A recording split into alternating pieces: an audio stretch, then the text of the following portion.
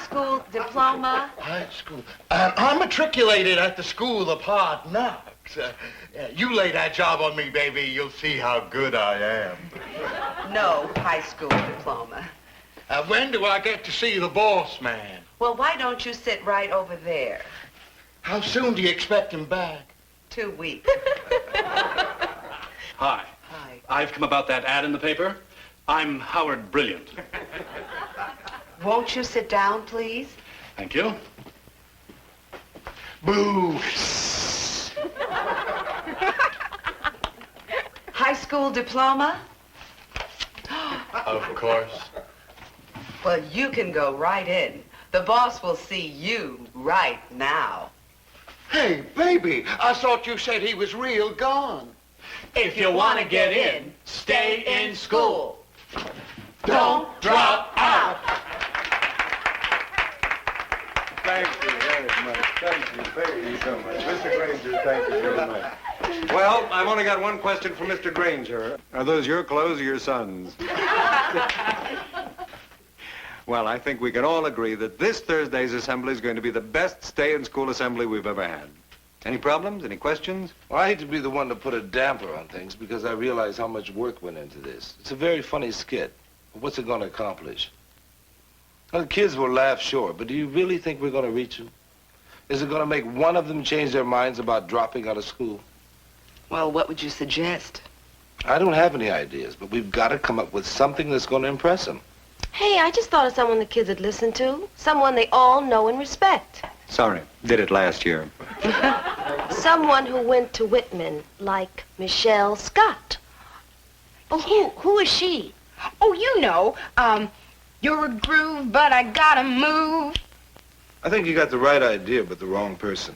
I saw Michelle Scott on TV the other night, making jokes about the fact that she dropped out.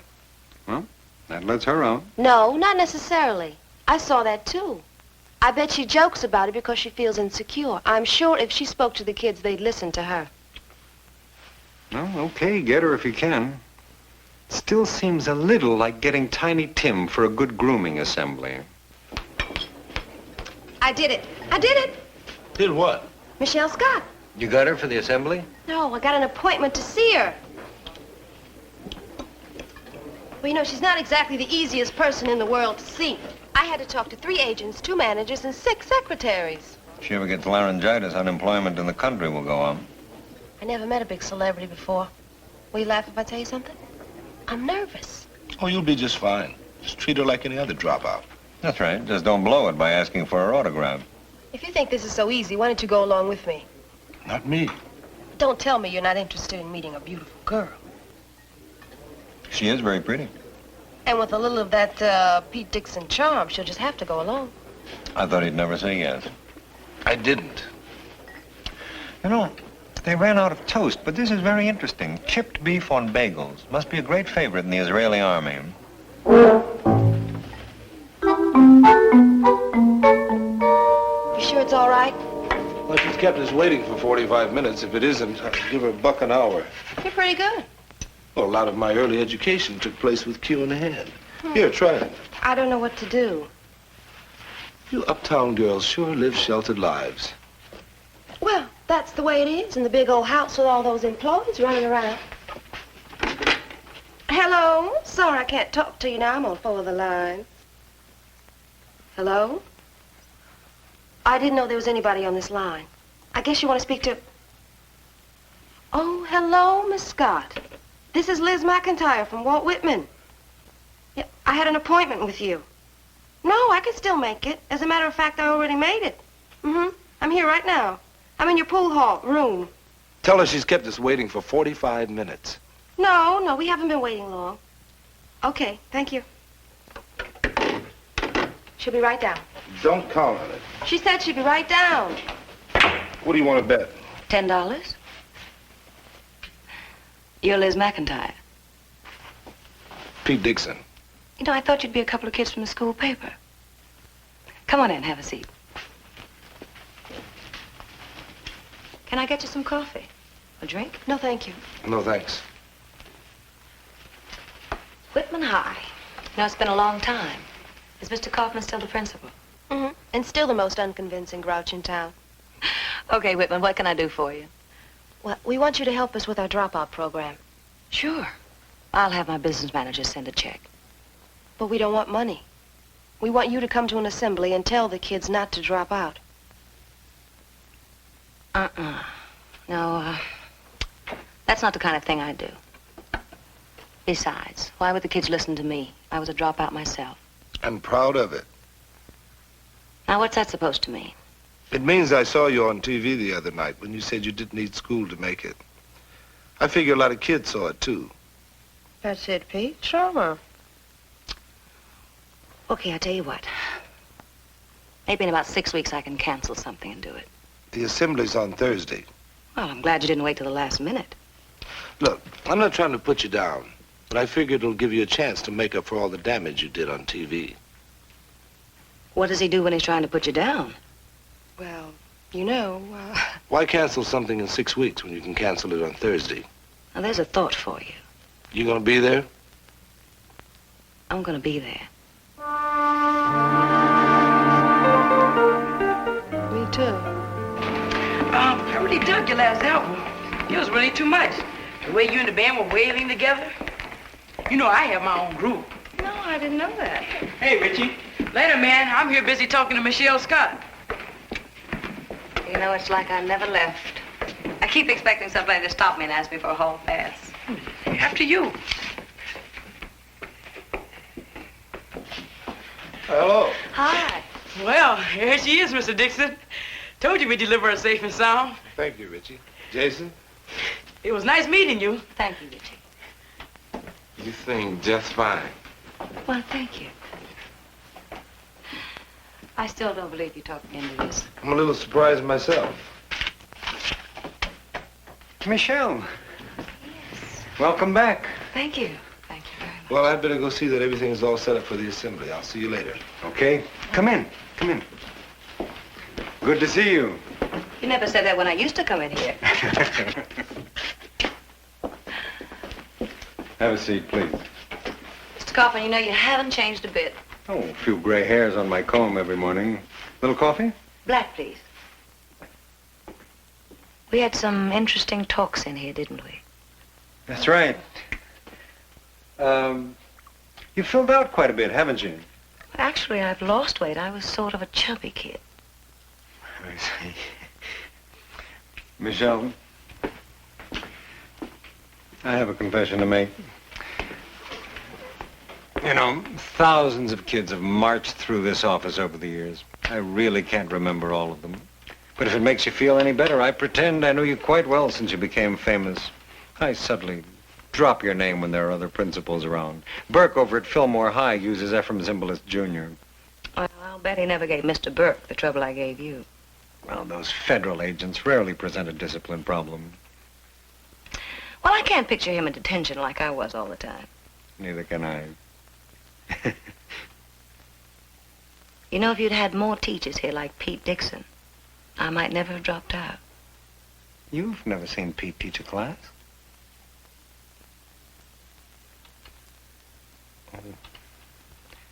You know, we're very grateful to you for taking this time. I wish there was something we could do for you. Well, I just hope it works. Oh, I'm sure. It's getting a bit late. We better get over to the assembly. They're about to start. You know, there is one thing you can do for me. Name it? Are there any girls in detention now? Undoubtedly. Spring 'em. Okay.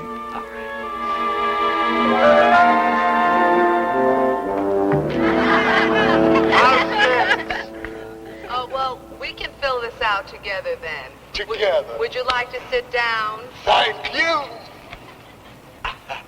Go. I think we got a hit on our hands. They love it. Hey, I'm sorry, the seat's taken. I was voting. Hey, where is Pete anyway? High school diploma. I'm a Hello. How's it going?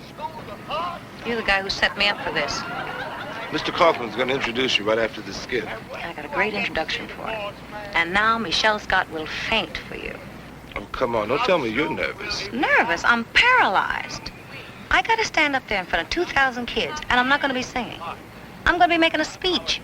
Well, don't make a speech. Just talk to them. Bring them on one at a time, and I'll talk to them. 2,000 at once? That's a speech. Michelle, you don't have to be perfect. Those kids dig you. It'll mean a lot to them to know that you thought enough to even come and talk to them. I don't think the words are going to make that much difference.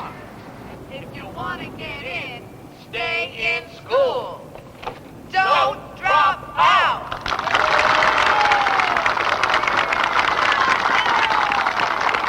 Thank you very much for that very funny Stay in School skit.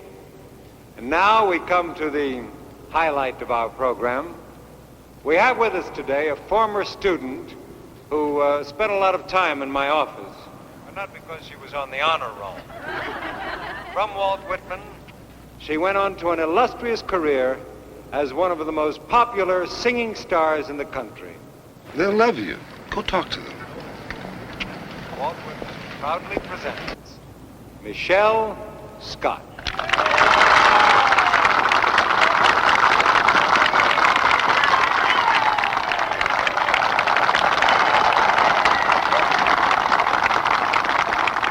Thank you. Thank you very much. I'm, just a little nervous. No, that's wrong. I'm really very nervous. I guess maybe you think that's strange. For somebody who's played Vegas. But, you see, I made it in Vegas, and I didn't make it at Walt Whitman High. I quit. I spent more time at Harry's store drinking soda pop than I did in class. Of course, then, that's the way we turned on in my day.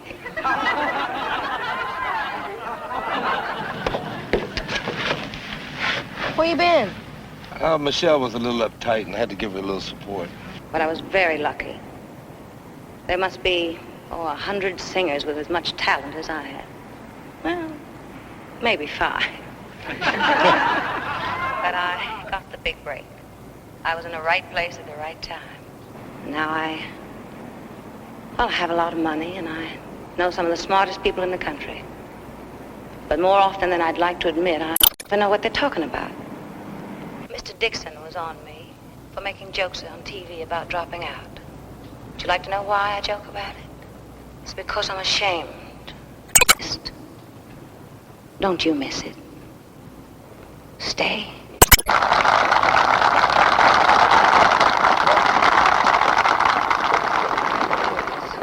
You're sensational, Miss Scott. But then you always are. You know, I remember when you were with the Bluesettes and you just went shooby-doo-bop-doo-ah. Hey, you really are a fan. We really appreciate you taking the time to come out today. Can I get a shot of you for the blue and gold, Miss Scott? Sure. I enjoyed this. I really did. I'd like to know if I can do more. Well, we'll take whatever time you can offer us. You were beautiful out there today. Thank you. Okay. One more picture, okay? Sure, but this one has to be with my friend here.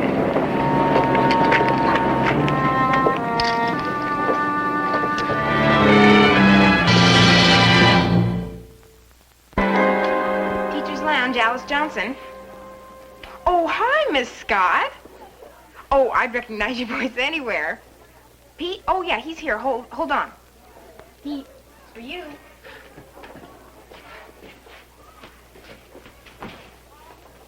Hello? Oh, yes. Mm-hmm. It's Michelle Scott. Shooby-doo-wop-doo-wah. Isn't it great the interest she's taken in this dropout program? It's wonderful. Just wonderful. Yeah, sounds like a good idea. Lunch? Let's see, I got about an hour. Sure, steak would be fine. Not to change the subject. We don't have a subject. That was Michelle Scott. That is a subject. She's got some ideas about the dropout program. Would you like to go over with me? No, I got some work to do. Okay, well, I'll see you later. Bon appetit. Gee, I wish she would have asked me. How come you didn't go? Because Pete's social life is Pete's own business. Social life? You're acting like you could be romantically involved. Hey. Under the circumstances, you were really cool. If I'd accepted, it would have been the worst thing I could do. I hope.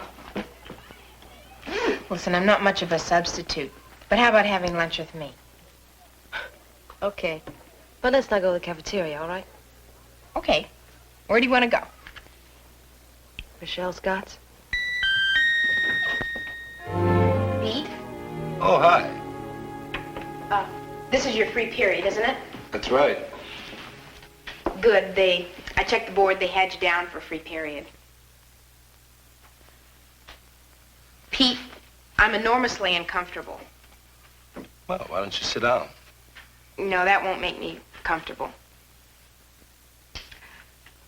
Pete, how do you feel about people butting into your business? I don't much like it. Yeah, that's what I figured.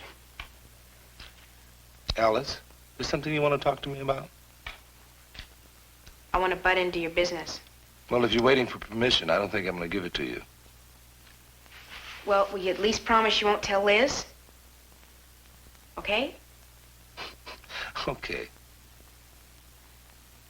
You know, Pete, you're not insensitive. Well, thank you. So how come you're being so insensitive to Liz? Alice, I think I'd feel a lot better if you just say what you want to. Well, I was talking to Liz after you flew off for your fancy lunch with Michelle Scott. You know how Liz feels about this? Well, I'll tell you how she feels. Miserable. There, I said it. So long. Goodbye. You know, there are just some things that need saying. And I'm glad I said it.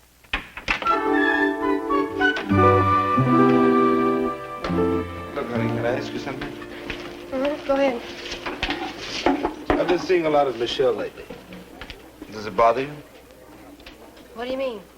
Do I have trouble sleeping? Do I worry a lot? Does my stomach get funny? Yeah, it bothers me. Look, I'm just seeing her about the dropout program, that's all. You want me to start? No. Oh, I feel ridiculous. Look, we have a lot going, right? Right.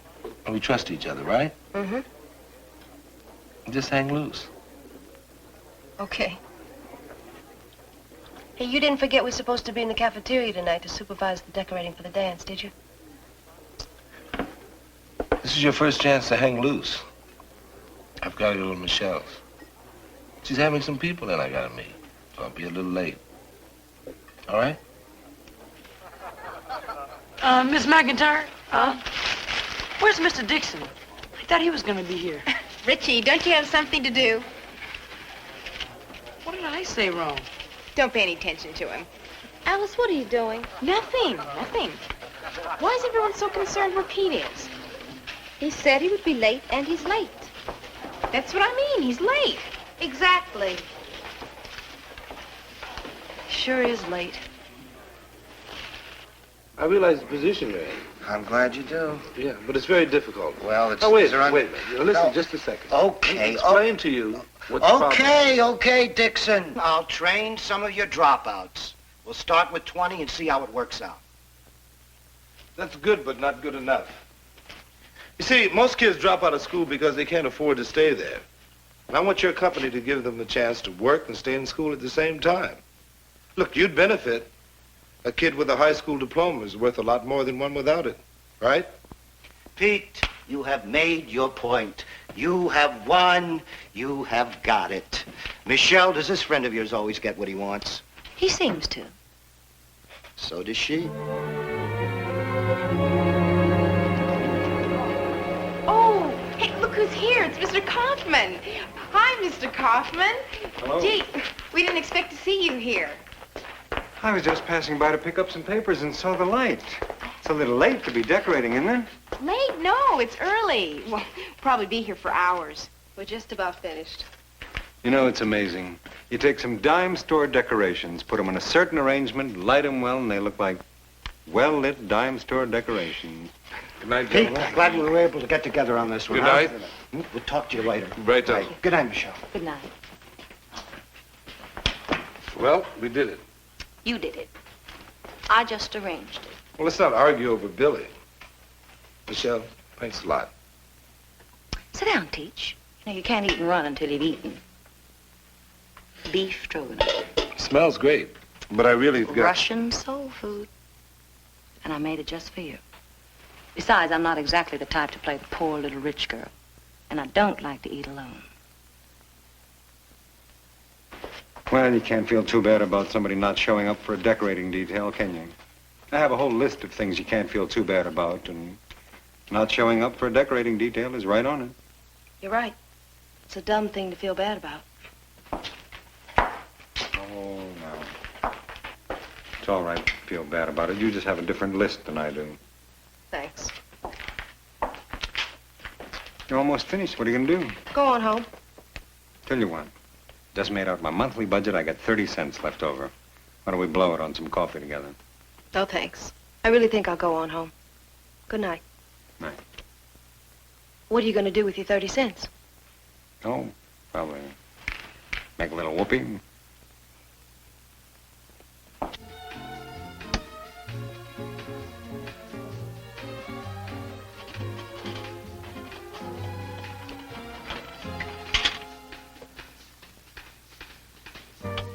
Well, it is a little hokey, isn't it? Tell me, Pete, what is there about me that turns you off? Nothing. Well, then why aren't you coming on? I've asked myself that same question. Well, do me a favor. When you come up with the answer, save it, because I don't want to hear it.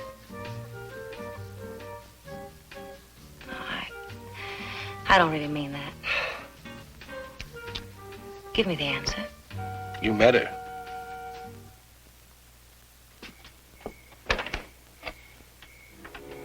Hello. Hi. You got any coffee? I was just having some myself. Come in. Well, we got 20 kids for the dropout program. That's great. It's a start. How'd the decorating for the dance go? Just fine.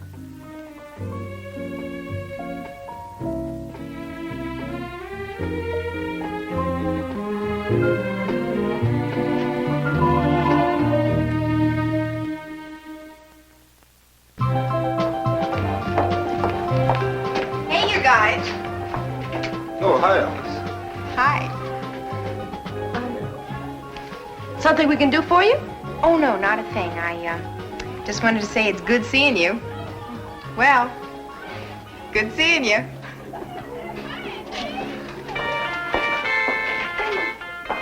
Oh, hello, Mr. Kaufman. Hello. We missed you two at the Sweethearts Ball. Oh, we had something to do at the last minute. That's why we had Mr. Jenkins and Miss Marsh cover for us. You had something to do? Right. The two of you? Right. Together? Right. That's fine. That's fine.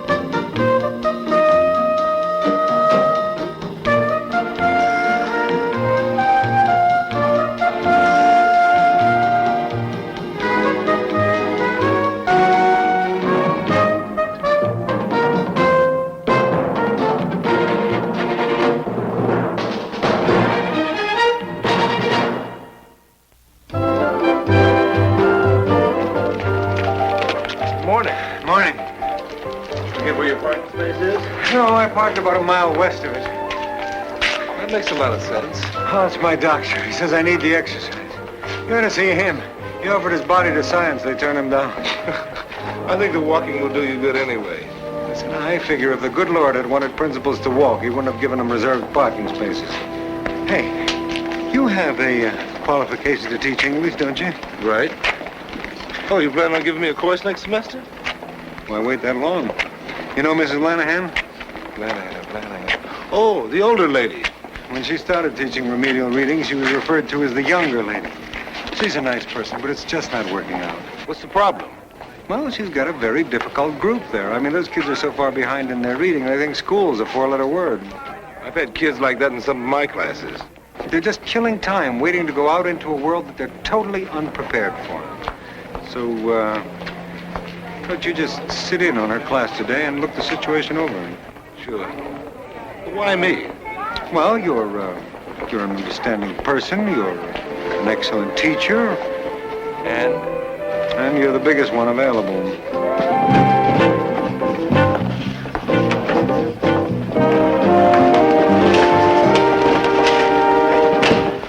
Mrs. Lanahan need a bodyguard? All right. Who wants to start us off by reading today? Bob? Me? You want me to read? Page 16. I forgot my book. Well, here, you can use mine. Oh, well, thanks a lot, pal. We're waiting, Bob. You want me to read this story here, this dumb-looking turkey on it? That turkey's probably a lot smarter than us. He ain't sitting in this class. Tony, if you continue making jokes, you'll get a poor grade for the day. Oh, gee. Proceed, Bob. A Christmas turkey.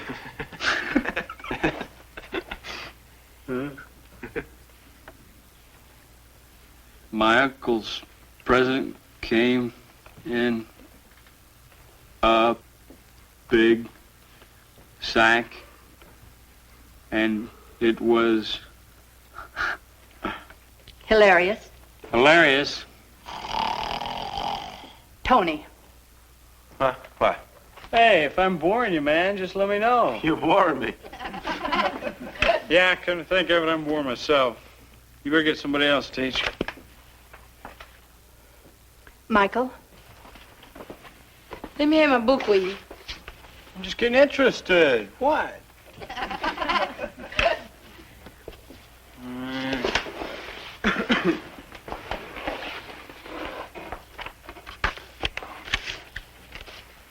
My uncle's present came in a big sack, and it was hilarious to see it wiggling.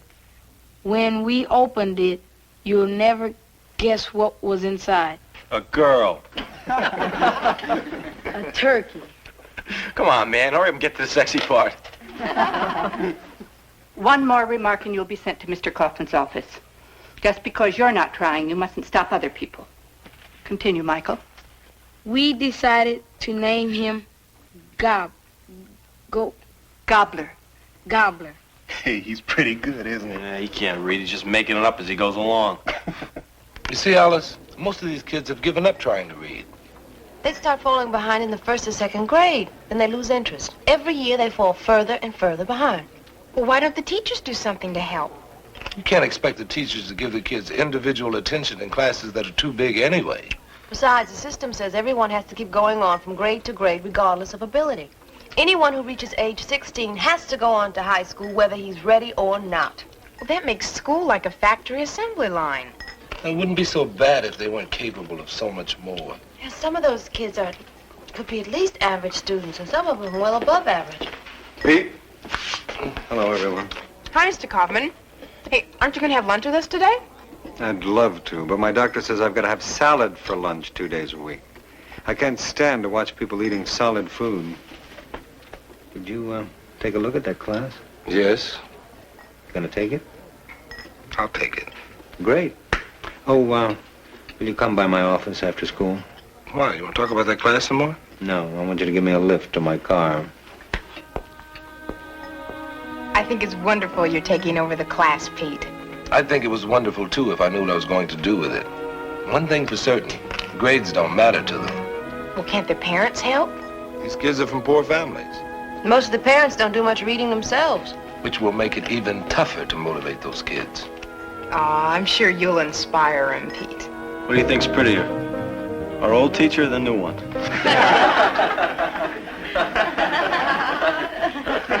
You want to repeat what was so funny, Tony? No. Well, since you're so anxious to talk, why don't you read for us? If I could read, I wouldn't be here. Go on and give him an F, Teach. Yeah, we don't want to spoil my perfect record. Tony, by the end of the semester, you're going to be reading. You want to bet? Mm-hmm. Bob, read the paragraph at the top of page 18. I forgot my glasses. The only glasses you got is the one your old man drinks his booze out of. You read it. I don't want to read it. What's the matter? Too tough for you? No. I can read it if I want to. I don't want to. If I give you an A, will you read it? You could give me an X, 2 Q's, and a Z if you want. I don't care nothing about those letters, man. If I give you this, will you read it?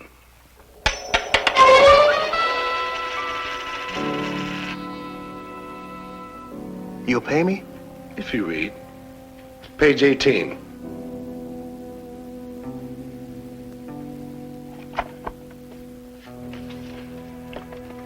The dance. It was a Thursday. Thursday, and Fred didn't have a date. Fred. Fred didn't have a date for the big school dance. He Wondered. wondered. This is a lousy story. Read it, Jack. He wondered if... He wondered if he would ever find enough Courage. courage. Courage to ask Linda. She was the prettiest and the most popular girl in his English class. You can't read. That ain't worth no 50 cents. You shut up. Shut up. Then he was Surprised. surprised to see her smiling at him. It's good, Jack. It's mine? It's yours.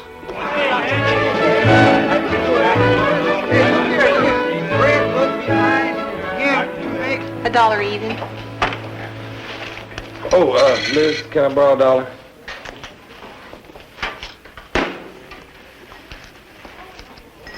Thank you. Thank you. My mother warned me about guys like you. Well, I had an unexpected expense. Hi, Pete. Hi, Alice. How are you? How'd the reading class go today? Oh, very well. You mean you actually got those kids to read for you? Sure. As a matter of fact, they were fighting for a chance to read. What'd you use, hypnosis? I told you he would do it. What'd you say to him? Nothing special. Come on, Pete. Don't be so modest. Tell us the secret. I paid them. Why'd you do that, Pete? Because they wouldn't respond to anything else. I just wanted to see if the money would work. So it worked. So what do you do for an encore? Well, I don't know yet. Are you going to continue to pay them? Not on a teacher's salary. But I gotta find some way to keep it going. Why don't you start printing up your own money? Oh, sure. Open my own mint and turn out Walt Whitman dollars, right? Hey, that's a terrific idea. Look, we can use a print shop and put Mr. Kaufman's picture on the front. It's just a thought. It wouldn't work, Alice. Those kids are not gonna go for money that isn't worth anything. Well, what if we could redeem it for something they could use? Like real money. Look, anything that's worth something costs money. Unless you make it yourself. Pete, do you think those kids would value the money if it could buy, homemade cakes? I'm not sure. But it might be worth a try. We can get Jason to design the plates for the money. Now, how do you want Mr. Kaufman's picture? Full face or profile? Knowing Jason, I would not use Mr. Kaufman. See what kind of job he can do on Walt Whitman. Last period, a student asked me for $50 to do his assignment. Well, can't blame him for trying. I asked him where he got the idea. And he told me Mr. Dixon paid him to do his work. Pete Dixon, are you sure? I checked the story before coming to you. Now, look, Mrs. Lund, Pete Dixon is one of our finest teachers. He's really dedicated to doing the best job that he can. Now, if he paid a student to do schoolwork... He paid a student? Yes. Well, I'm sure that if he paid a student to do schoolwork, he must have had a perfectly valid reason for doing it. What reason? Well, frankly, I can't think of one.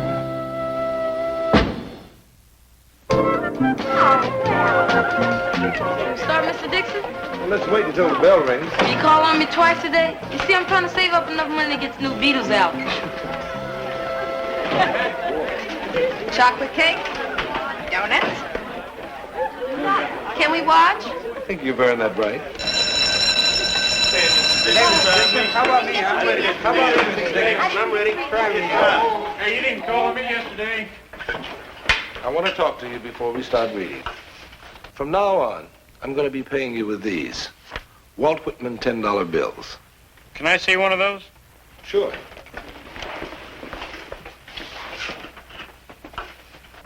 Whose picture is that? Walt Whitman's. You mean you're not going to pay us with real money anymore? If I did, I'd be bankrupt. What are we supposed to do with that funny money? Here's how it operates. You get paid according to how much and how well you work. Reading in class can be worth $20. A homework assignment, $40. And a book report can earn up to $75. Yeah, and we can use it for wallpaper. If you want. But there are other uses for your Whitman dollars. Like this. The Miss McIntyre Devil's Food Cake. You know, men have killed for less than this, and you can earn it just by working in class. How many Whitman dollars does it cost? Goes to the highest bidder. So the one with the most money has the best chance. And there are other baked goodies, too. Like the famous Alice Johnson donut. I didn't know you made such great donuts. I don't. I bought them at the bakery. All right. Who's going to be the first one to earn their Whitman dollars?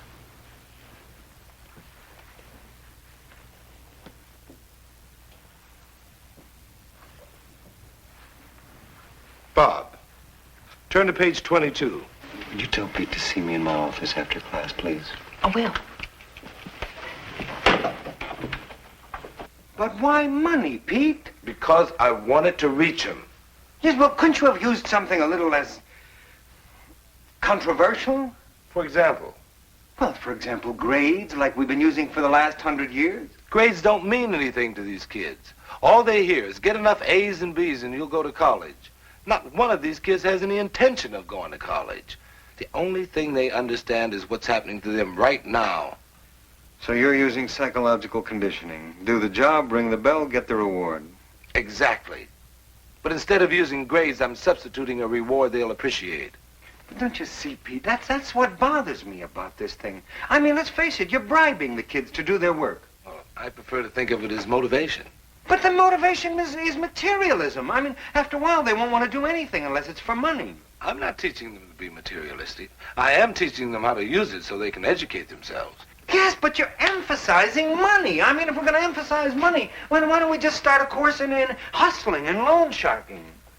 Hey, that's not a bad idea. That's not a... Pete, that's a horrible idea. The kids can learn to make money with their money. Oh, I don't mean hustling or loan sharking, but something legitimate like real estate or the stock market. Wait, hold it. Wait a minute. Real estate? I haven't even okayed the original proposal. Is it okay? Oh, boy, look, I'll be honest. My gut reaction is no. I've been on this diet so long, I don't trust my gut anymore. Okay. I'm willing to give it a try. Thanks. You know, we're going to be hearing from Mrs. Lund. She's threatened to take a complaint to the superintendent in charge of curriculum. Anyway, thanks for the idea about the stock market. Do me a favor, will you? Don't tell anybody where you got that great idea.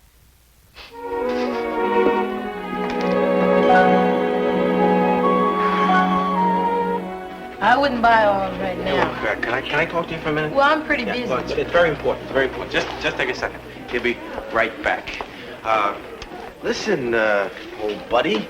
What do you say we arrange a little loan? What do you mean, old buddy? You were always making fun of me. What did I know? I couldn't even read. Mr. Dixon. Oh, Mrs. Lund. Mr. Dixon, I'd like to sit in on your class and observe. Would you mind? No, not at all. Take a seat anywhere. Thank you.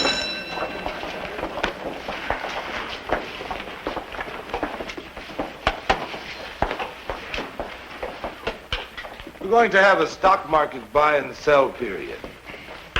Mrs. Lund, some of the students have studied 10 companies. They've bought shares.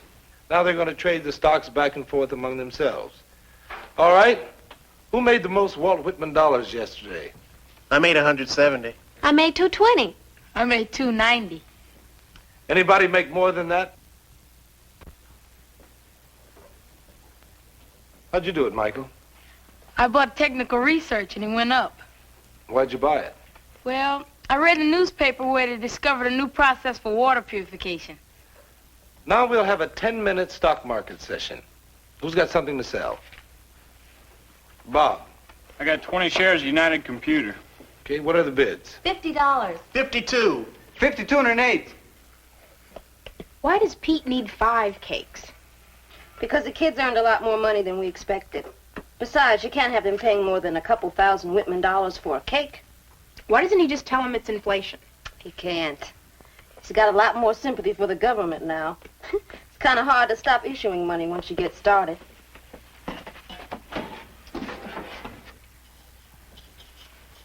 Oh, no. What's the matter? The Ingerfood cake fell. I'm sorry. It's all right. We'll make another one. You know, I have absolutely no talent for cooking. I almost flunked my final exam in home economics. Oh, yeah? How'd you do that? Burned the salad. It's a little joke. Cakes, money, that's what I've heard. Seymour, I don't like it. Now, wait a minute. Aren't you jumping to conclusions just a little bit? I mean, you've only heard one side, right? Now, wait a minute.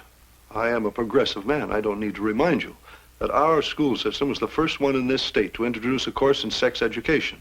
I know that. This money program, it's just too unorthodox. Well, how do you know you have... I'll tell you what. Look, the class is in session right now. Will you look at it? It isn't necessary. Mr. Ross, we've got to give our teachers a chance to innovate and develop new teaching methods. Now, we can't just stop them before we give them an opportunity to show what they can do. Can we? Jerry West helped the Lakers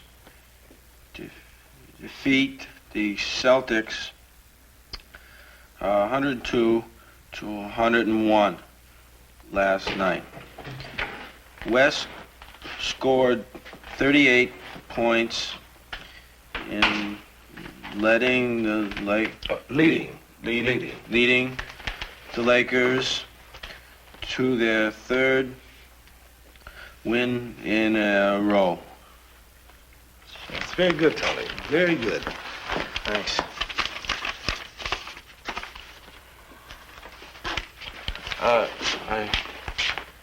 I owe you something. What do you mean? Oh, remember when you first came into the class and you said you'd have me reading and I bet you wouldn't? Yes. Here's 10 Whitman dollars. I figure that squares us. Okay, Tony. Well, I guess you're all ready to buy some cakes now. But before we begin, I want to say something. We've had a lot of fun in this class. First with real money, then with the Whitman dollars. But the important thing is whether your reading has improved. And it has. Arlene, your last test showed an increase of up to a year in your reading level. Michael, you've improved enough so that you're ready to leave the class. But I don't want to. All of you have improved. Anywhere from several months to a year. Now, we all know that this has been an experiment and we may not be able to continue it. So let's be honest. The funny money and the cakes are kid stuff. You don't need them. You'll be paid plenty just to go to high school. What do you mean?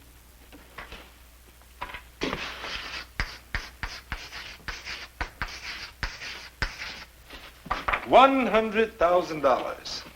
That's how much more the average high school graduate makes than the guy who doesn't go to school. That means that each year of school is worth $25,000 to you. So if the Whitman dollars got you excited, just picture the real thing crossing your palm. However, most of you have discovered that money is not the real reason to learn. It's exciting just to get involved, to find out more about people, places, about yourself. Well, reading and education lets you do that. And the money's just a bonus.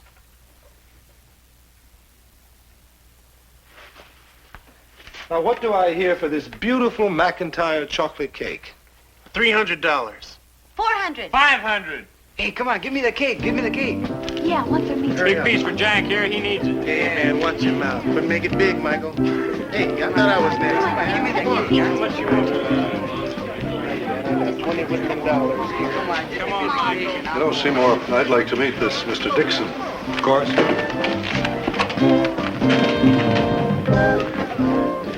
Mr. Dixon? Mr. Ross, our superintendent in charge of curriculum. My pleasure. Nice to meet you. Tell me, Mr. Dixon, these figures you were quoting about the reading achievement, are they accurate? Yes, they are. Good. Well, they must keep an eye on this.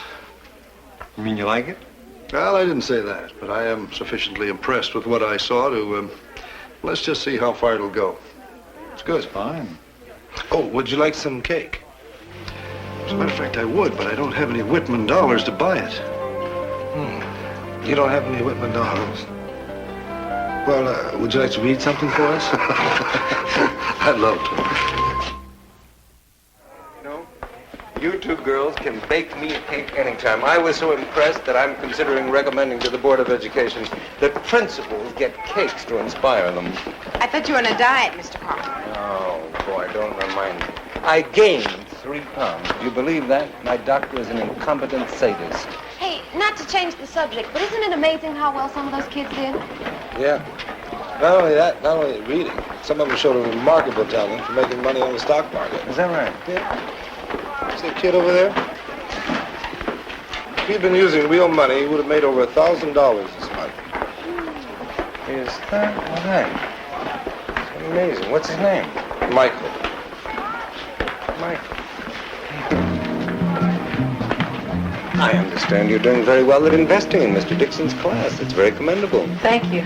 In view of the current market situation, what looks good to you? Do you think computer stocks are oversold?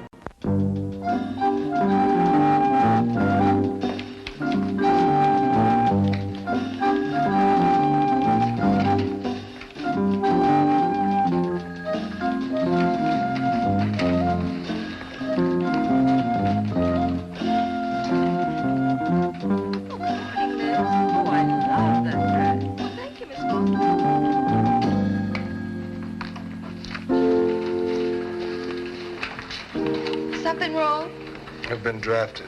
Into the Army? No, into the vice principal's office. Oh, then the board okayed Mr. Kaufman's program, and you're the man. Right. Uh-oh. You're going to have to work in the same office with Gil Casey. Well, it's not a perfect world, you know. Out of all those applicants, they picked you? Before you're both overcome with gratitude, I better tell you that the board approved my plan, but they didn't approve my budget. That means that I can learn administration, but only on my own time. Sorry. I know that carrying a full load of classes and spending all your free periods in the vice principal's office isn't exactly heaven. You can pass on it. I wish you wouldn't. When do we start? Well, your free first period this morning. Fine. Excuse us, please. Let me give you a little bit of free advice that they gave to me when I went into administration. Never take free advice. I don't think you'll have trouble with many of the forms. Probably best I just let you find your own way with them and then answer any questions. Fair enough. Now, a couple of tips on the care and feeding of the animals from the vice principal's point of view. For openers, everyone who comes in here is going to lie. Everybody. Well, it's the safest presumption to make. That way you're not disappointed when they do lie, and it gives you a kick when they don't. You know where you are, and the kids know where they are when they come in. Well, you ready? Ready.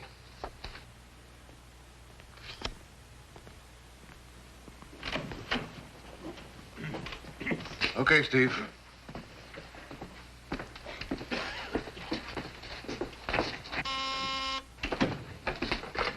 Vice principal's office. You want to take this one, Pete? Uh-huh. What happened to you, Steve? Mrs. Russell sent me. Who punched you in the mouth, Steve? Nobody. Somebody punched you in the mouth. Don't tell me nobody punched you in the mouth. Have you seen the nurse yet?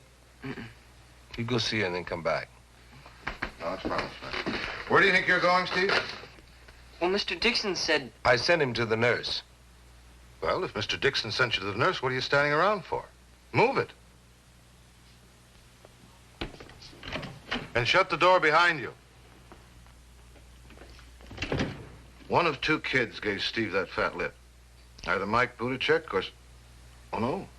It had to be Mike. Sidney transferred to Clymer High on Friday. How can you be so sure? Well, you'll see. It might be a good move to have Mike out in the waiting room when Steve comes back. If you don't mind a suggestion. Confrontation saves a lot of time. Schneider, go find Mike Buttigieg and tell him I want him. Okay, who's next? I guess I am. In. Who's next after that? Come on, Fred. You vice principal now, Mr. D? Just learning the job? Why are you here? I cut English yesterday. Why? His attendance records are in the file, Pete.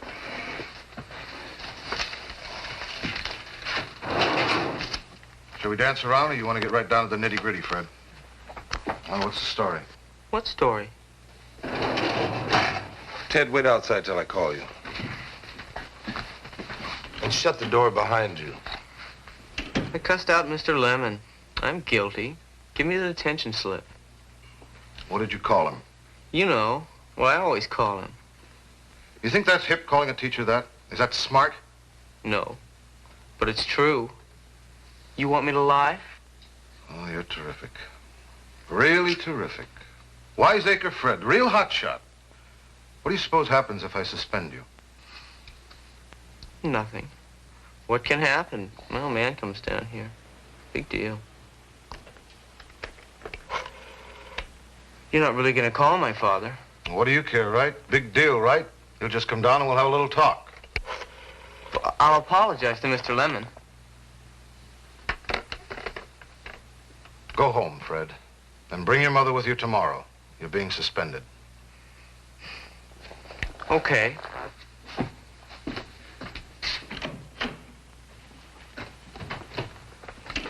School would be better off without Fred. You look like a kid running a bluff to me. Well, he's a troublemaker, small time. But he can disrupt a class as fast as a stink bomb in a trash can. Gil, you can't just throw out every kid who causes a little static. Why not? Oh, I know the rules say we can't, but why not? That kid is a thief. He's stealing time from all the other kids in the class. What happened to Ted? I sent him to the waiting room. Did you see his attendance records? Yeah. Makes every class but English. 13 cuts out of 15 classes. Yep. He cut off his nose to spite his own face. That kid blew a full 4-year scholarship at a major university with that little number. All he needed was a B in English and he was in. And now zilch. Oh, he still has a chance. It's only midterm. How do you figure? He's getting an F for midterm. Even if he gets all A's for the rest of the year, it'll only average out to a final C. I've got to check some files. You want him back in? Thanks. Ted, inside.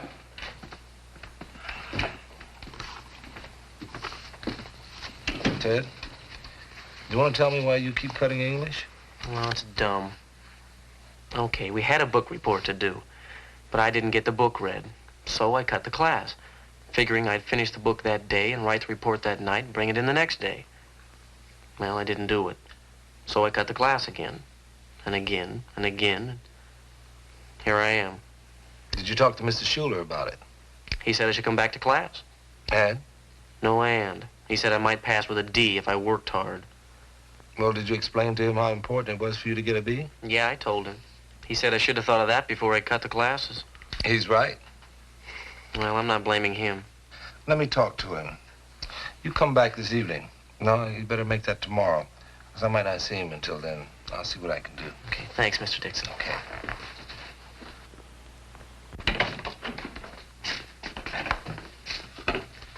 Now, don't get another one in for a minute, Pete. I want you to hear this. You know Mr. Dixon, don't you, Frank? Yeah, good morning, Mr. Dixon. You mean good afternoon, Mr. Dixon, right, Frank?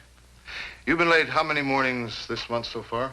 Well, I don't know. A couple. 9, Frank. Well, that's a lot.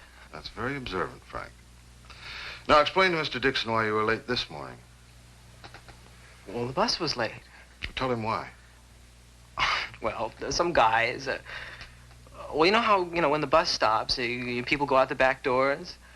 Well, the bus was crowded, and some of the guys like to hold the doors open and let other guys sneak on, without having to pay.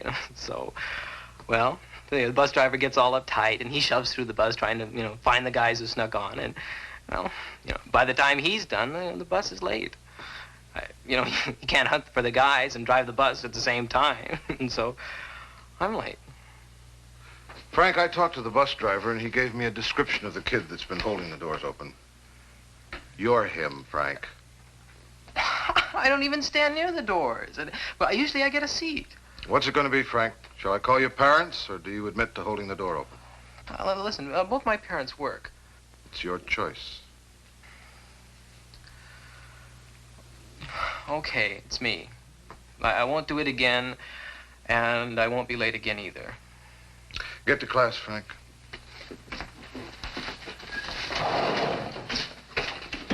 When I said that everyone that comes in here lies, I wasn't excluding myself. You mean the bus driver didn't describe Frank? Right. He doesn't know who was holding the door open. Well, maybe it wasn't Frank. That kid would have admitted to anything to keep you from calling his parents. Exactly. I lie, and he gets to school on time. But what happens if he's late again? He goes home and comes back with his parents. Put a check, you get in here. Steve, you too. This time I'll watch. Okay, but jump in anytime.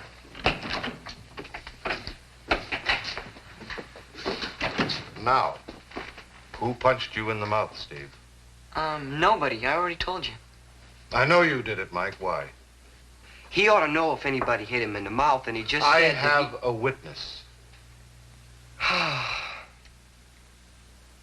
Okay, I hit him. Guys hit guys sometimes. You're stupid telling him. No kidding, Mike. Why'd you hit him, Mike? Because he called me stupid like he did just then. Last time, I hit him in the mouth. You hit a kid who wears glasses just because he called you that? Yeah, I got a temper, okay? But it's improving because I didn't hit him now. What do you want, points because you didn't hit him now? You could have put out his eye. He wears glasses, Mike. Oh, no, I didn't hit him in the glasses. I hit him in the mouth. Miss Johnson needs some help, really. What's the matter? There's a boy, Tom Whalum. He used to go here. He's in Miss Johnson's room. I'd call the police. What are you going to do, Pete? Go find out what's wrong.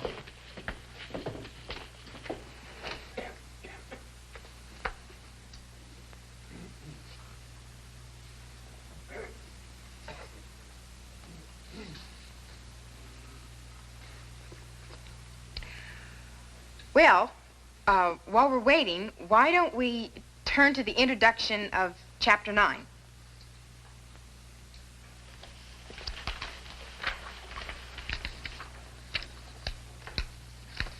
Oh, I suppose you don't have a textbook. Well, look, you're welcome to use mine.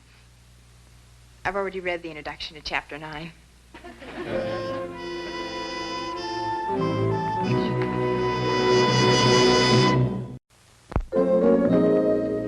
This young man just dropped in our class. Mr. Dixon, this is... Oh, I didn't get your name. That's okay, Miss Johnson. I'll take care of it. Let's go. You're not throwing me out. Nobody said I was. This is a public school. Let's go out in the hall and talk. We're disturbing the class. Well, what if I don't want to go out into the hall? Then we'll send the class out in the hall and we'll stay in here. It's easier the other way around.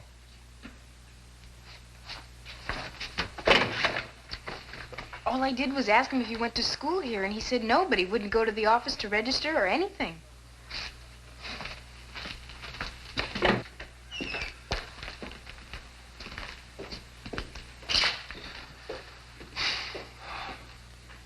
Do you want me to ask the questions, or you just want to tell me? I used to go here. Did you graduate? I screwed up. I got transferred to Payson. Get bounced out of there, too? I don't know. I only went twice. Do you want to come back here? Yeah. But Casey wouldn't let... Mr. Casey wouldn't let me back in here if I was on my knees. Oh, so that's why you got so uptight when Miss Johnson suggested that you go down to the office. I didn't know what to do, so I just stood there. Well, come go down to the office with me. We'll see what we can do. Well, if Casey's there, there's nothing you can do. Let's find out.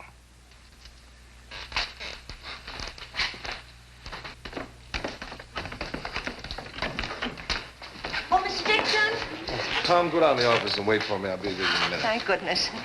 I would appreciate it if you'd take Mr. Darrow down to the vice principal's office and deposit him. He's been marching up and down in front of my classroom until the whole class is so distracted that no work can be accomplished. I'll be glad to, Miss Oh, Foss. thank you. Go on, Billy.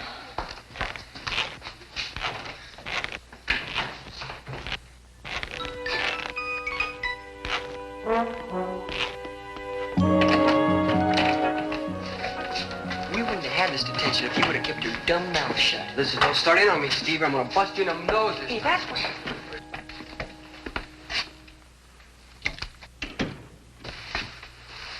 Get homesick for that chair, Whalen? I'm waiting for Mr. Dixon. We're all. Move it. You're bad news, Whalen. Wait a minute, Gil. I asked Tom to wait till I got back. Pete, you don't know this character. Oh, Billy get caught wandering again? Yeah, Miss Foss complained this time. Inside, Billy. It'll be just a minute. Sure. Okay, Billy. What's the story this time? It's Jim again, sir. Oh, don't give me that sir jazz. You can't con me with a phony sir. You don't mean it, and any half-wit can tell it's insincere. Now, what is the story? I cut Jim. Are you sick? Kind of. I think I got the flu or something. You don't have the flu. We'll tell you when you have the flu. Oh, will you handle this one, Pete? I'll go dig up Whalen's records. Maybe after you've taken a look at him, you'll see what a bad case he really is. Look, Gil, I realize he's got a problem. Say no more until you see his records. Sit down, Billy. How many cuts in Jim this semester? About 10. Why? Just sick or something. Did you go see a doctor? You're straight, Mr. Dixon. If I tell you, you won't laugh or tell anybody, will you? No. I don't want to take my clothes off for the other guys. Well, you can get over that. No, I won't. Mr. Dixon, I got no underwear. Listen, Billy, we have a fund here at Whitman for that sort of thing. I don't want any charity. I'm looking for a job. I'll get my own stuff. Well, maybe I can help. Come back and see me after school and I'll see what I can do.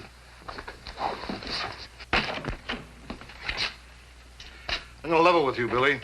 I've had it with you and cutting Jim. Hey, wait a minute, Gil. Just a minute, Pete. Let me finish with him. I'm warning you, Billy. One more cut and you're gone. You got that? Yes, sir. Don't give me any more of that phony Sir jazz. You want a grapefruit juice, Pete? Do you realize what you just did to that kid? Here. Cool off. These are Whalen's records. I'm talking about Billy Durra. Well, don't tell me. Let me guess. He told you that he liked you, and then confided in you that he didn't have any underwear, and that he was looking for a job so he could buy some, right? That kid has a lot of underwear. What he doesn't have is a love of calisthenics. He hates push-ups, so he cuts Jim. And he's a very good actor. Boy, he had me fooled. They all fool you. Billy, Pinder, Whalem out there. If you don't wise up, they're going to tear you apart. They're all losers. They're not worth zilch, believe me, Pete. Well, we can't just write them off. Come on, Pete, be realistic. The losers use up all the time. They foul up classes. They keep secretaries working overtime to keep up with the paperwork. Gil, what is more important, a little paperwork or human beings? The 5% that cause all the trouble use up all the time. If we can dump them, we've got a lot more time to give to the 95% that come to class to learn. So we just push them outside, then what? We've got 5% on the streets without any education. Schools do not make winners and losers. The winners come to learn. The losers come for a free ride and no rules. Now, you take Whalem out there. He's no good. There is nothing you can do or I or anybody else for him. Don't you understand that? Gentlemen, don't get me wrong. I think that the honest airing of views is the healthiest possible situation. If we give a little consideration to the volume level, I may have to go to a rock festival to get a little quiet. Pete wants Tom Whalem to take another shot at us. Why? Because I think every student has the right to expect us to listen when he yells for help. Well, Tom Whalem is yelling right now. You want to hold out a hand to him? He'll bite it off. First the hand, then the arm, and then the shoulder. And then he'll steal your watch. Interesting dilemma. Oh, Mr. Kaufman, I think you'd better make the decision about Tom. I won't change my mind, and I don't think Gil will either. I think that the man handling the case should make the decision. Whose case is it? Well, it's mine.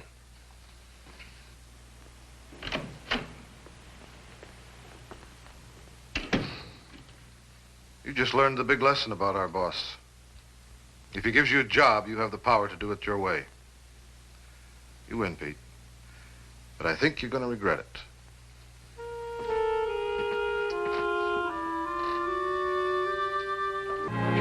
Oh, Cal, you got a minute? Hey, Pete. Yeah.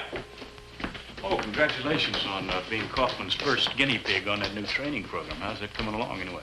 Well, part of that's up to you. What do you mean? Ted Pinder. Oh, yeah. Well, Pete, he has missed 13 classes already this term, and he hasn't taken one exam, so I had to give him an F. Yeah, but he needs a B to get a scholarship. Yeah, I know. I'd like you to give him another chance at it. It seems like he should have thought of that before, don't you think? Yeah, he should have. But what happens to Ted Pinder if he doesn't go to college? And the only way he can get there is with a scholarship. Well, just between you and me, Pete, I don't think he's sharp enough for college. How do you figure? I mean, Einstein had difficulty in school with mathematics. Well, Ted Pinder is no Einstein, believe me. Yeah, but maybe if he gets in college, he'll make something of himself. Now, there's no way possible for him to get a B unless you give him a break. And then what happens to our standards if we give one boy special consideration? I mean, what does a B in English mean if we help one boy more than the rest? Well, tell me something. Does a B from you mean the same thing as a B from Miss Foss? Well, I think we all know Miss Foss grades very easy. What about our standards? I tell you, Pete, I have to make an appointment. Peace. Peace. My sister's a nurse, and she taught me all that biology. Go on, Lee. Well, anyways, I know the answers to most of the questions, and I put my hand up. But he never calls on me. Who do you have? Well, Carter. Well, anyways, I put up my hand, but he never calls on me. Unless I don't have my hand up. Then he calls on me. He tries to make me look stupid. He thinks that's funny. Go on. Well, anyways, he did it again this morning. And I was really uptight. I mean, I was really boiling. And I said, I don't remember tibia. Well, you know that bone, tibia? Yeah, well, I said, I don't remember where it is. And that was the question. And then all the guys around me start to laugh, you know. And I said I'd like to throw that skeleton out the window. And Carter says, oh, yeah? Well, I'd like to see you try. And? And I threw the skeleton out the window. Well, it was easy. It wasn't heavy. Hey, go back to class, Lee, and see me later. We'll see if we can straighten it out. Move it, Lee. Oh, I'll pay for the skeleton. Oh, you bet you will.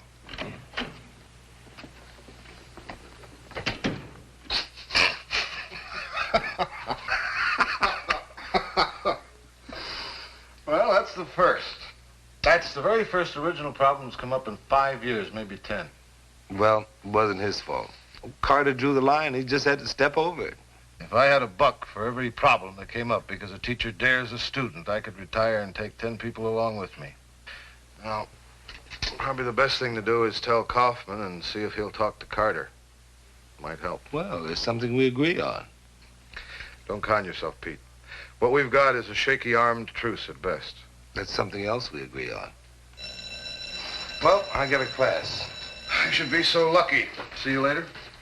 Right. Vice Principal Casey. No, Mrs. Tedesco, I haven't been keeping Ralph in after school all week. As a matter of fact, Ralph hasn't been in school all week.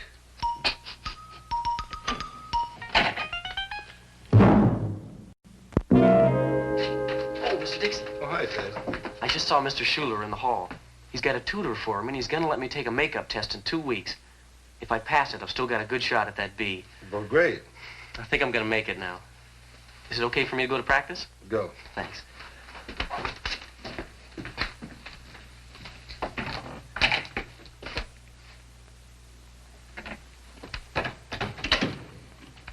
We have your Gamble back with us again, Pete. He was nail shooting craps in the locker room. 5 days detention, Tom. Move it. Is that all you're going to give him? I'll talk to him later. And he'll do the same thing again or worse. Pete, you keep making bum moves like that and discipline is going to go down the drain. Well, this way there's a chance. If we throw him out, no hope at all. You're blind. He's a loser. Gentlemen, I read in our journal that there's a great debate in England now over flogging. You know, birching, beating kids with a stick when they're naughty. Can we at least agree that we're all against that? Oh, I don't know. Sometimes I wonder if I am against flogging. Give me a stout cat of 9 tails in my hand and... Forget it. School board would never give you the money. I think he'd buy his own.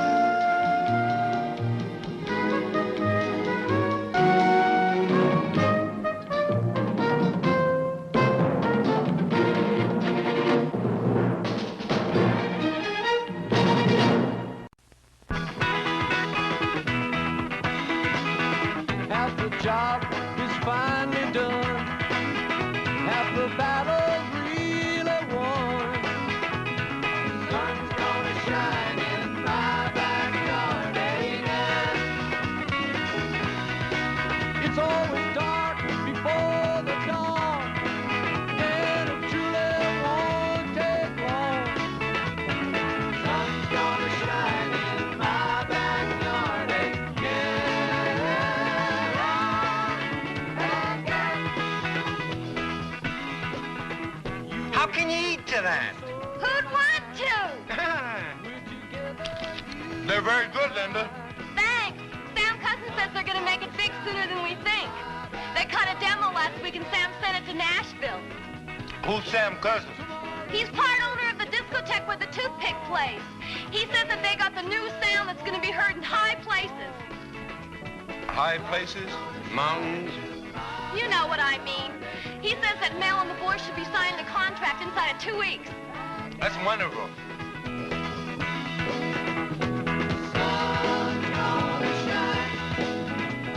Anybody want my pickle? Are you asking a question, or is that what they're playing?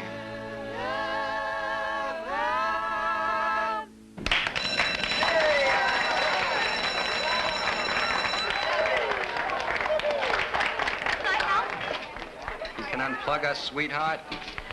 Very good, fellas. Thank you. I understand you guys are close to signing a recording contract. Oh, that's Sam talking big again. It doesn't mean anything. Well, say, Mr. Dixon, you should hear our sound in the club. Yeah, why don't you bring your chick down some weekend? Right now, his chick is worried you guys are going to be late for class. Now, let's go.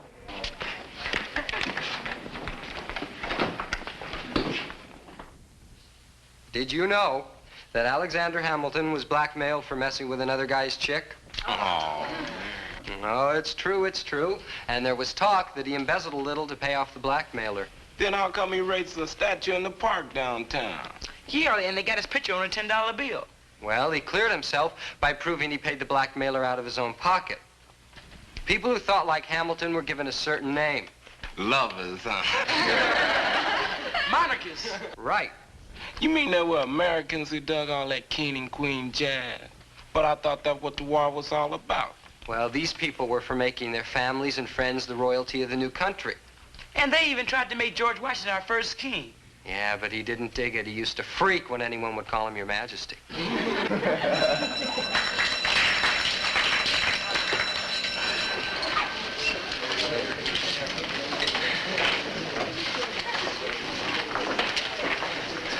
Well, very good presentation. Thank you. You got a flair for teaching. Well, it's what I've always wanted. Did you know you wanted to be a teacher at my age? Oh, I was thinking about it. Teaching really turns me on, you know? As much as playing rock? Well, it's not exactly the same thing. I hear that your group is planning on a career in music. Oh, not really. Some of the guys talk big. You know how many groups there are trying to break into the rock business? Quite a few. Sure. And anyhow, if I don't become a teacher, who's going to teach the kids the real story behind our American heroes? Right. Later.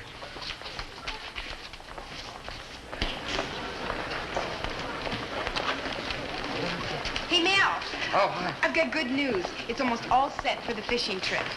And since I talked to you, I managed to scare up 2 bona fide fishing poles. 18 kids on 2 fishing poles. Oh, 19. I've never been fishing before either. Are you kidding? No, I don't know why, so you'll have to.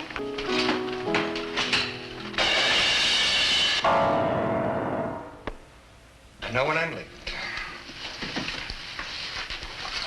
We were being quiet, Mr. Kaufman. Oh, I know that. It's just that your quiet is considerably louder than mine. Don't you like our music, Mr. Kaufman? Oh, yes, some of it. But tell me, why does it always have to be so loud? I took a drive in the country last Sunday, and it was so peaceful. It made me realize how much I miss tiny, tiny little sounds. You know, like the sound of a brook. Just a quiet little bloop, bloop, bloop.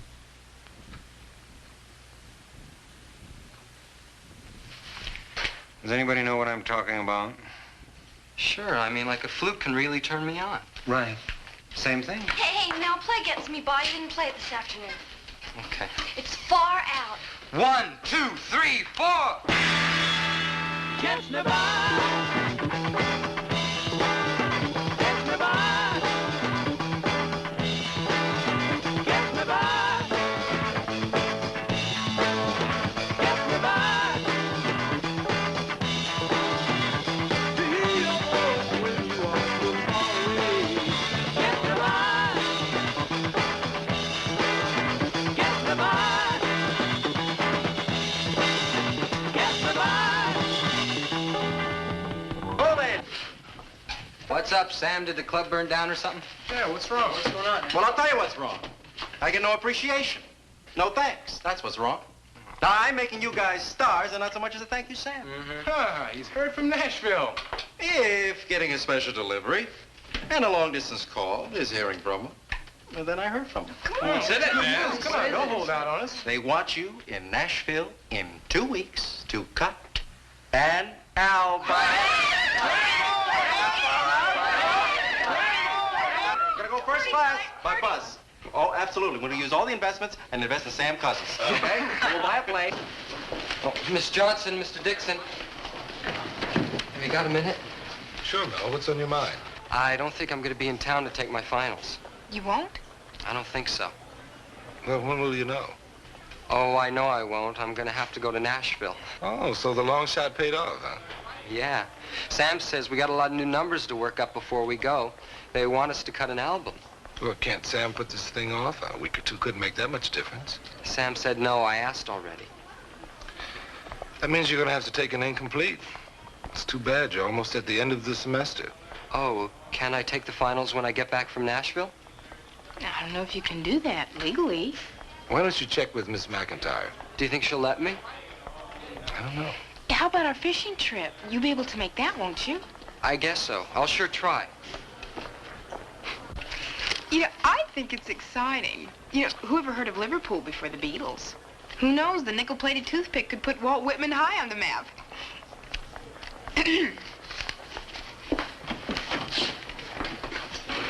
You've got to do this for me. I don't mean you've got to. You don't got to do anything. But what I mean is you've got to make an exception just this once. Now, let me say that I mean, there must be a loophole somewhere, Miss McIntyre. There's a loophole in everything, my dad's always saying. Well, Look, I want to be a teacher. You think I want to miss the finals? All I want is the chance to take them when I get back. I get the picture, Mel. Yeah, Now, well, the school made an exception for Barney Pickens. Now, of course, he got busted and couldn't take the finals at the time. But if I don't go to Nashville, I'm going to... Yeah? Permit me to say something in my defense. Oh, I'm sorry. Thank you. I just want to say that it can be arranged. It can? Mm-hmm. Oh. This is at least as special a case as when Barney Pickens got busted. The group sounds great. If you guys want to do something for yourselves, the school will try to work with you. Oh, wonderful. You know, what a lot of you kids can't get through your heads is that some of us are really on your side. On your way out, give a list of your teachers to Marion, and I'll send them my official okay. Thanks a lot. You have to take your finals no later than 2 weeks into the next semester. Now, will you be back by then? I will be back by then. You're what it's all about. You know that, Miss McIntyre? Thanks. I think. Good, good. I love it back home. Hey, how about if we lie down on our backs with our arms and legs in the air and play like that? Great, I love it. Do it. We wave goodbye to the school like we're glad to be rid of it. Hey, Do it, yeah, yeah. it's much funnier, man. All right, okay. Play it like he says. This is costing me, huh? Good. Get a lot of face, man. All right? I'll be right back. Hey, Mel, what do you think you're doing? This is costing me money. I mean, bread. I know. Hi. Oh, hi, Mel. Hi. What are the pictures for? Oh, publicity. Listen, I wanted you to know that Miss McIntyre said it would be all right for me to make up the finals when I get back from Nashville. Well, glad to hear it. You're glad. Mel, come on. Hey, is that Sam? Oh, yeah, that's Sam, all right. Listen, Miss McIntyre said she was going to send you her okay, so it's going to be official and everything. Okay?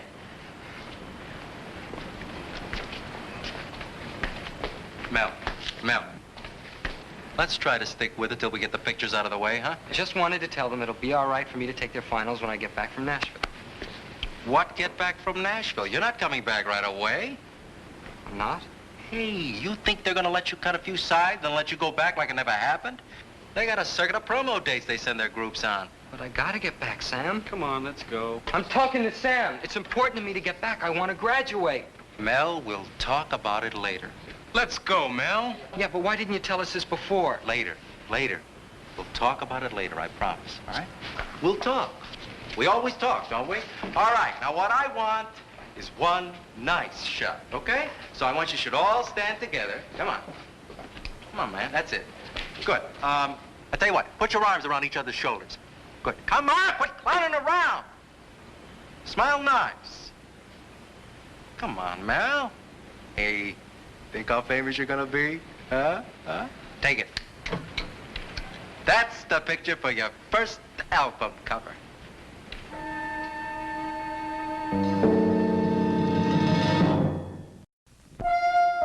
Hey, Georgie, over here. We're saving a spot for you. Oh, you don't mind, do you? Is that a question? Wonder what's taking Mr. Kaufman so long? Hey, look what's in the music section of our above-ground newspaper. The nickel-plated toothpick is on its way, predicts Sam Cousins, the group's manager. He went on to say that within the year, they would be one of the biggest groups in the industry. Well, what do you think about that? Wow. Sounds like a manager talking. Maybe I shouldn't have stopped my violin lessons. Well, music's loss is education's gain, Miss Johnson. Thanks. Oh, excuse me.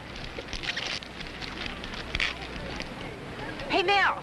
Oh, hi, Miss Johnson. Hi. The requisition for the bus and the driver were okayed, so the fishing trip is on for Saturday. Oh, that's great, only And 3 mothers volunteered to help us, so all we need are the worms. I can't go. But you have to go. None of us know how to fish, and the whole thing was your idea. I just can't go. Why not? Our manager's got us working up some new numbers, and I can't get out of it. You know how it is. Oh, yeah. I guess I'm going to have to settle for an incomplete in your class, because I won't be able to take the finals after all. See ya.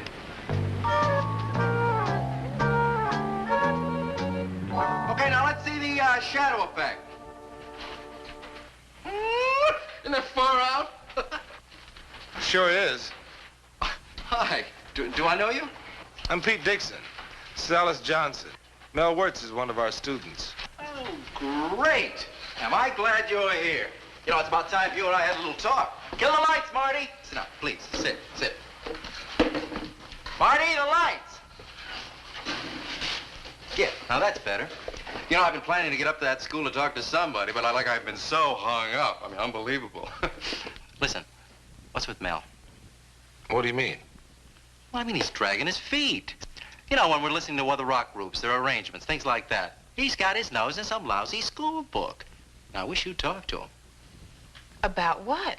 His career. For his own good, let him know what I'm doing for him. I mean, he's got a great opportunity here. We don't want to see him blow it, Look, you seem to be doing fine on your own, Mr. Cousins. Mel told me that he's dropping out of school. You're kidding.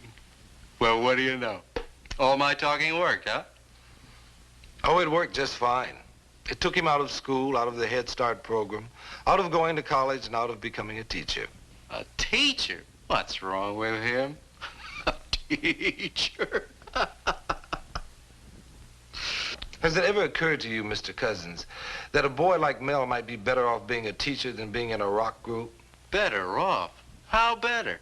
How much money can a teacher make? Answer me that. No, I mean the best teacher in the world. How much money can he make?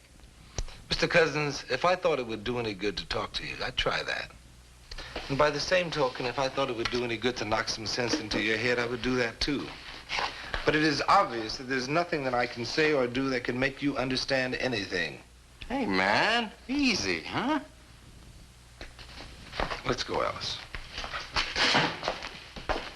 And that goes double for me.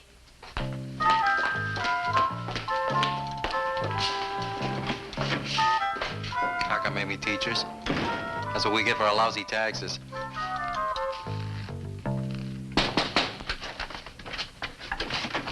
Mr. and Mrs. Wirtz? Uh-huh. Come right in. Hello.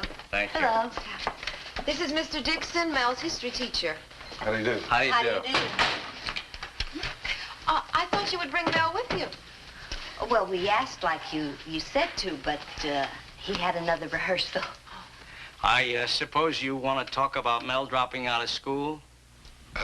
Yes, we do. You know, Mr. Wirtz, Mel is a good student.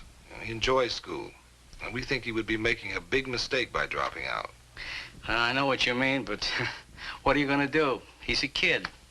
That's why we thought with your help we could convince him to stay in school. My husband and myself have always made it a point never to interfere with Mel, unless it's an emergency. Oh, you don't think his dropping out of school is an emergency? Oh, come on now. It's not as if he was dropping out just to pitch pennies on a street corner. He's one of the nickel-plated toothbrushes. Toothpicks, dear. Sam Cousins, he seems pretty darn sure that they've got a sound that'll knock 'em dead.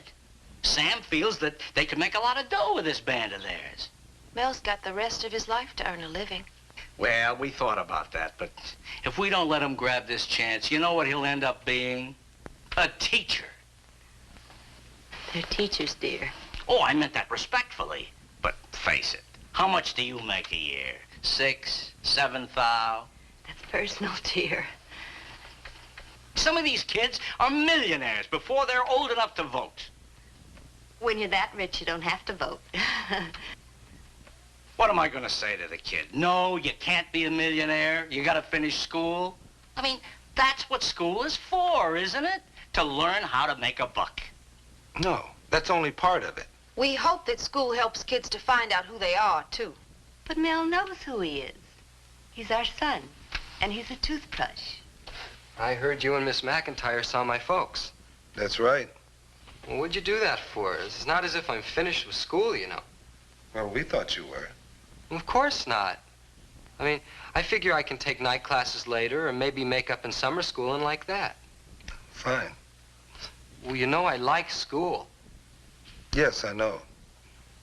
Sam spent a lot of time and money on us, and the guys in the whole school and Linda all expect me to go.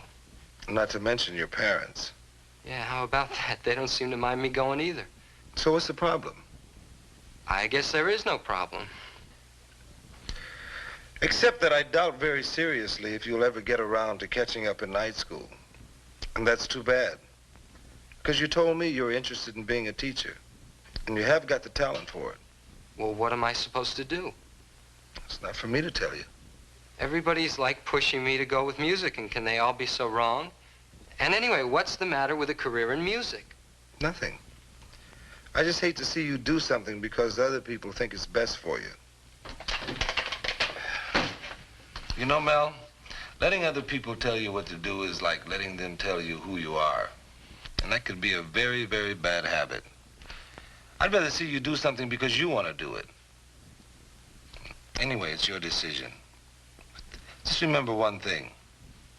Be good to yourself.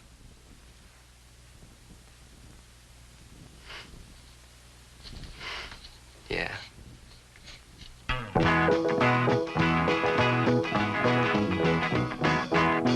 Babe, I'm calling out your name, hoping you can hear. Babe, I'm bawling, hoping you will see my tears.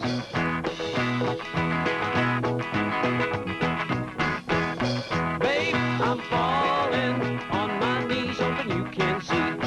Babe, I'm crawling on my knees, just a begging you please.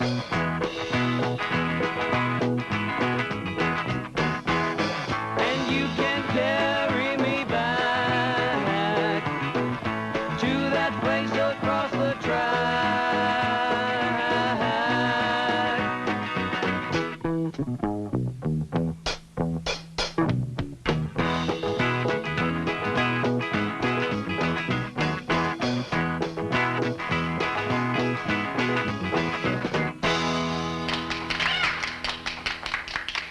Fair. Take it again from the top. Hey, we've been rehearsing since 11. Like they say, practice makes perfect. I've got an appointment. To do what? Start one of those student revolts? Quit kidding, Mel. We need the practice. I said I'm splitting. It's important. More important than practicing? That's right. What's more important than practicing? Fishing. Fishing? You mean fish fishing? I promised some kids I'd take them. You mean fish, hooks, worms, the whole bit. That's right, the whole bit. Oh, come on, Mel, you know you can't do Wait a it. minute. Hold it, guys. Hold it. So you're going fishing? Righto. Well, he's just kidding us, aren't you, Mel? Putting us on. No. Great. Perfect. You go fishing. But let me just tell you something. You can take your pals with you. Because the second you walk out that door, you're through. All of you. Mel, did you hear that? Yeah, we've been working for this break for a long time. You're not just going to toss it out the window, are you, Mel? That's right. We've been depending on you. You're ruinous. Mel, the guys are right. Of course they are. We all are, Mel. Hey, we know what's best, right, guys? Yeah, the group comes first. You got to stick with us. Mel! Mel! Look, you guys know what you want. Great. But I don't want the same thing. Well, I'm not saying you're wrong or anything, but I'm not wrong either. I'm only sorry it took me so long to find out. Yeah, but what about us? Without you, we're finished. Maybe Sam's deal is finished, but that's not everything.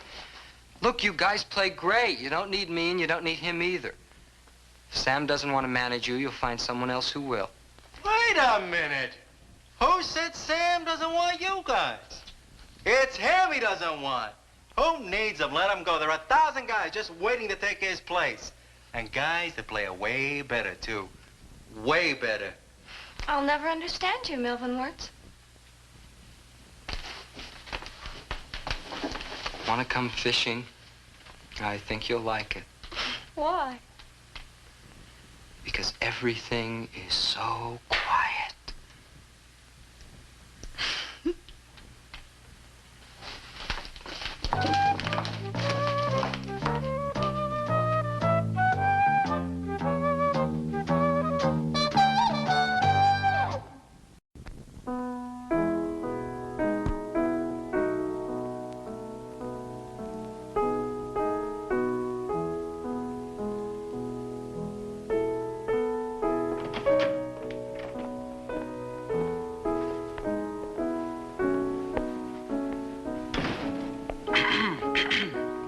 I know you have the room after me. If you look at the clock on the wall, you'll find I have another 2 minutes. No rush, Mr. Kaufman.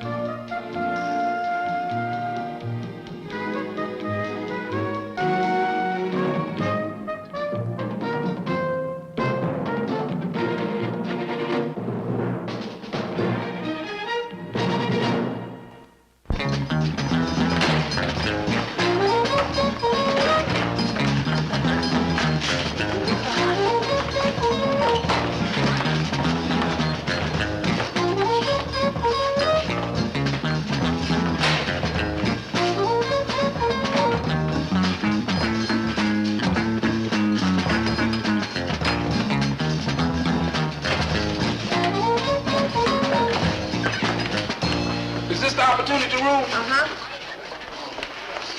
You're not Mrs. Banducci. How come? Exiled again. Back to Siberia. Opportunity knocks, dummy. Someone robbed my English. Hey, we gonna get marked for opportunity. Hey, I gotta leave the room. You just came in. This is a free country, right? No, not exactly. Woo! We got us a right on system.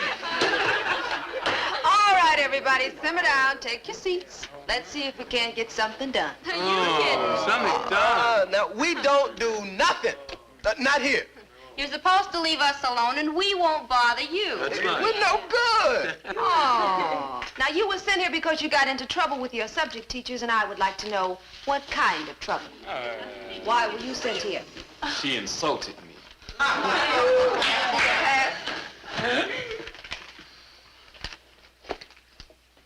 For using obscene language in auditorium. Man, you cussed in the auditorium. Man, shut up. And you? Oh, me and this young man, we had a little argument, you know.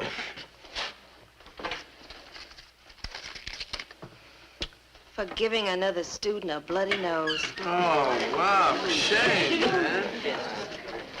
And what did you do? Like in social studies, I was wondering if to choose between a pear shape or a square cut diamond my boyfriend wants to give me for my birthday. Here we go again, folks. He's also giving me a red Alvarado sports car. All right. Lack of attention span and non-reality oriented. This is true. What's your name? Tamara. Have a seat, Tamara.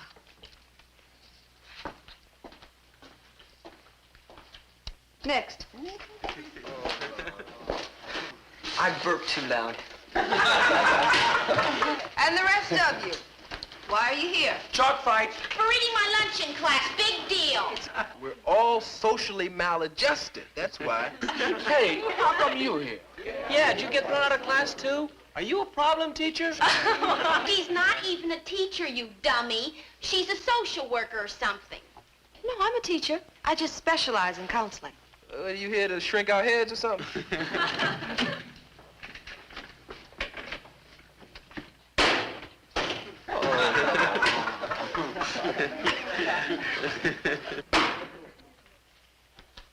I heard you the first time.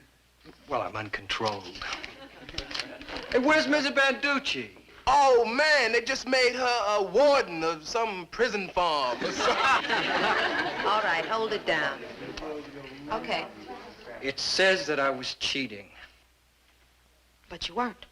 Do you see that? She don't believe me neither. I wonder why. Well, I'd like to believe you. Oh, yeah, that's what they all say. Well, tell me what happened. Well, I was talking to myself, and Bruckner thought that I was asking somebody else for the answer. I knew the answer. Why were you talking to yourself, George? I was telling myself what a jerk old Bruckner is. He doesn't like me to say it out loud. What have you got against teachers, George? Teachers. I love teachers. Greatest people on the face of the earth, teachers. Why? Aren't you proud to be a member of such a great and glorious profession, Miss McIntyre? As a matter of fact, I am.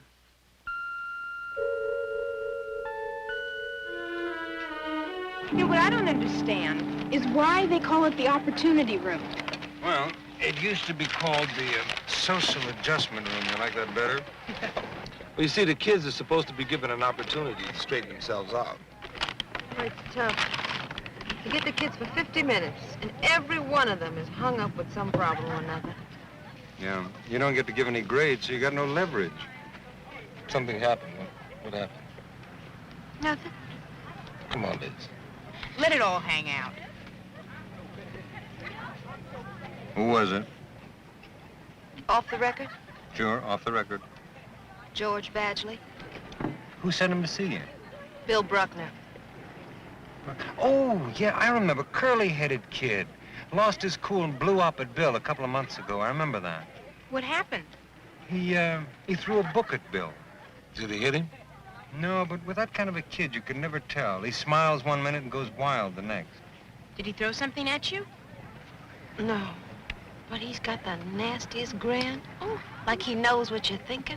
And if he gives you any trouble, you send him in to see me. George will be all right. It is not George I'm worried about. No, I like school. I really do. It's the teachers that bug me. I'm going to start this movement called GROT. G-R-O-T. get rid of teachers. Write box 214, Washington, D.C., and everybody send their contributions to the Opportunity Room. Give that address again, will you? All right. Does anybody have any constructive suggestions? Like, what would you do if you were in charge of this school? Well, I'd put a moratorium on all homework. And a color TV in every room. Yeah, and 6 months vacation with pay for all kids. All right, get serious.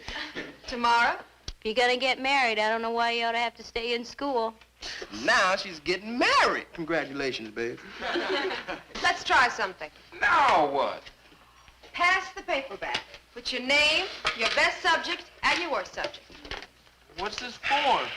Well, I'm going to try to help George get rid of teachers. So we're going to try a little experiment. A skill swap.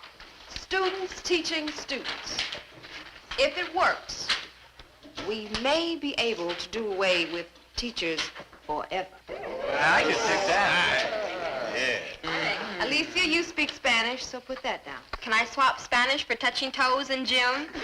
Hey, I'm great in lunch. I'm fantastic in weightlifting. Yeah, well, then we'll give you all the heavy problems. Funny.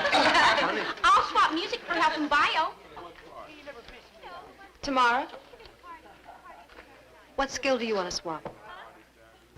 I don't know. What was your highest grade last semester? B+ in art. Well, put that down. Now try to find somebody to help you with your worst subject, and I'll come around to check. I got all worst subjects. I'll help any good-looking chick in anything. Hey, What about you, George? No, I'm not good at anything. According to Bruckner, that is. Why'd he send you down this time? We had a test. I passed it, but he failed me. Why'd he do that? He has to have some fun, doesn't he? He works long, tedious hours for little reward. Failing me is like a Christmas bonus for old Bruckner. Why did he fail you? Same reason. I was cheating, he said. Well, why did he think you were cheating this time? I had my math book open on my desk. Well, didn't you realize that having your book open during a test would naturally make Mr. Bruckner think you were cheating? Well, he doesn't need any excuses. Okay, George. But like I said, if you want help, I'll try to give it to you. Why? I mean, why do you want to help me? You figure it out.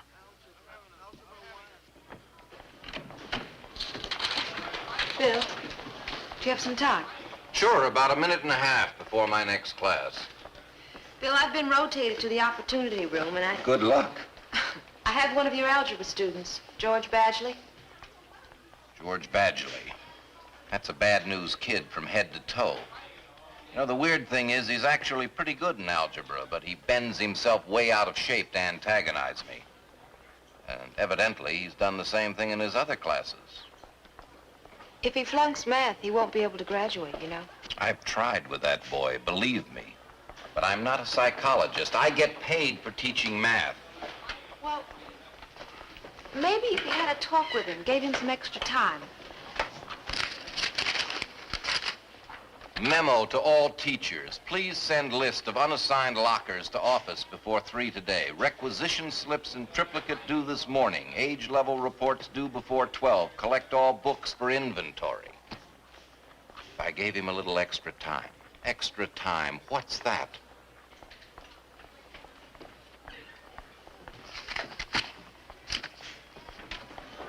I knew it. I just knew it.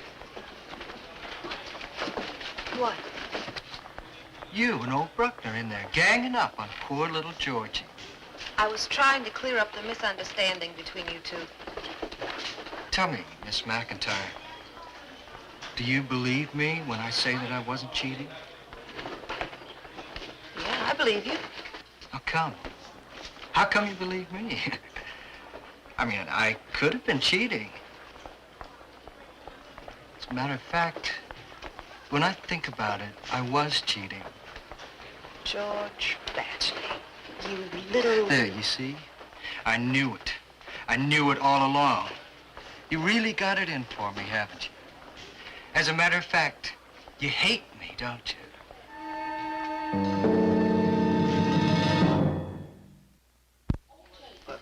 Now it's your... Okay, now it's your turn to repeat it, okay?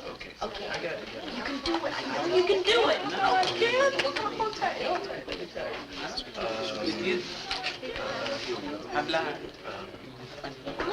News of bone. Right. Booze of day.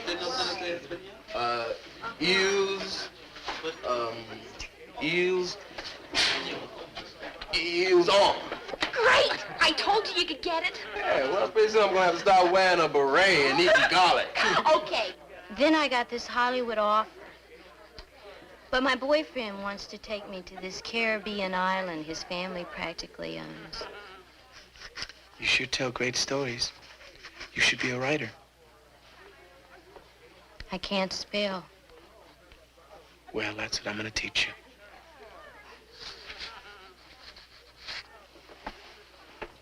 George, Jerry's failing algebra. Why don't you help him? Sorry, no can do. Why not? I'm afraid the teachers' union will get on my back. I hoped if you started thinking about somebody else for a change, you'd stop feeling so sorry for yourself. Great. Fantastic. Sigmund Freud hits Walt Whitman. Well, tell me some more about what's going on in the garbage pail of my mind, Miss Freud. I'm all ears. I don't know what you're trying to do, but you make everything so hard for yourself. You're turning your back on an opportunity. An opportunity for what? For Hank to teach me spelling or Laura to teach me maps? You gotta be kidding. The only map I need is the one that shows me how to get out of here. I'll see you around campus.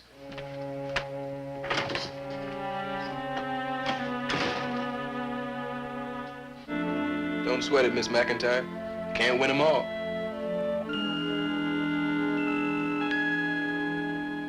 You think you might find something in his permanent record that might help? I don't know. Sometimes I wonder whether any of this means anything at all. Environmental factors, socio-economic factors, non-academic minded. Non-academic minded. What does that mean? A delinquent. Let me see. We know he's good in algebra. Does he have any strengths or interests that you can work on? If he ever comes back, that is. Insolent, obscene language, disruptive conduct. If it only said latent leader. Or a very high underachiever. Arrogant, seems to think he should run the class.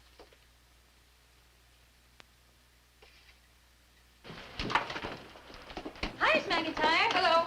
Oh, Tamara, by the way, that was a fine drawing you did for Hank. Was it really? You mean you really liked it? Of course. Why, don't you believe me? Well, I don't know. It's hard for you to believe you do anything well, isn't it? Yeah, I guess it is. Well, take my word for it. It's a fine drawing, and I'm sure Hank really appreciated it, too. I'm glad. Tamara, do you happen to know where I might find George Badgley? I don't know. Oh, is he in trouble again? No, he ran out of school, and I just wanted to speak to him. I don't know for sure. Maybe the taco stand. He's there sometimes on my way home from school. Okay, thanks. Tamara, you draw beautifully. Well, forget it, Liz. I'm dropping out, and that's that. You mean copping out, don't you? Clever, clever. I ain't so hot in my vocabulary. Well, that must be because you've had such lousy teachers. Now I know why you're here. You want to fail me in taco stand. You're a coward, George. When things get difficult, you quit. You blame other people. Mr. Bruckner hates you. I hate you. Everybody hates George. So poor George hasn't got a chance. But if somebody does like you, you push them until they hate you too. So you still have your excuse for not trying. You've really been thinking about me a lot, haven't you, Miss McIntyre? Sure have. wondering what's going on in that spaced-out George Badgley's head. Well, you don't know anything, you big deal teacher. You think you could do any better? Anybody could. I'm asking you. Could you do better than I do? Yeah, sure, so what? Prove it. What do you mean, prove it? What are you talking about? Come to school tomorrow and take over the class. I could do anything I want? No matter what? No matter what. Okay. Maybe we should start with what qualities you feel would make a good teacher. Well, if she's absent a lot. Yeah, deaf, dumb, and blind. Okay, cut it out. You asked us for our opinions, and we giving them to you. Yeah, very funny. Anybody got a serious answer? A teacher should be intelligent. Well, that rules out more than half of them. All right, let's put down intelligent. And who did that? Did what? You threw that, didn't you, Vic? No. Don't lie. He didn't Man, do I it. I got a fever. I better go to the nurse. I gotta go to my locker, man. No, you don't. Neither one of you. I know all about that stuff. Now sit down. Why don't you sit down and shut up? Yeah. Look, will you act your age? We're trying to have a discussion. Louder. Funnier. Hiccup! Uh-oh. I have got the hiccups. You know, all my life I've been trying to catch him, and hiccup, I have finally caught the hiccup. All right. You don't quit, huh? Oh, what you gonna do, man? Send me to the opportunity room? I'm already there. What are the qualities? What's the role of a teacher? I gotta go. My fever's getting worse. I'm delirious. I gotta sharpen my pencil, man. I said cut it out. Now sit down. I gotta go, just for the heck of it. I don't got to go, but I'm going anyway. All right, quiet down. You two, sit down and shut up. You got a piercing voice, teacher. What is going on here? Oh, I get it. This is your idea, isn't it, Miss McIntyre? You told him to do this, so I'd wind up looking like a fool. Since when do we do what a teacher says to do? That's a terrible thing you just said, George.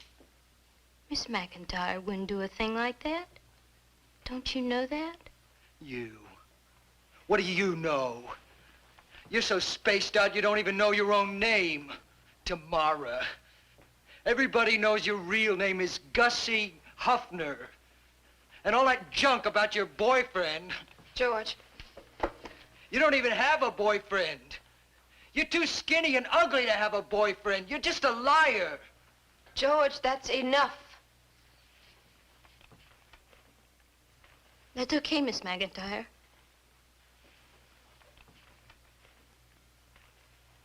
I know I tell stories a lot, George. But at least I don't hurt anybody. Except maybe myself. But you lie too. You tell yourself that everyone hates you. But that's not true. I like you, George. And I thought you'd do pretty good as a teacher up there. But I guess you got scared when things didn't look like they were going too well, huh? So you had to start blaming everybody, right, George? I know how it is. Because I get scared a lot, too.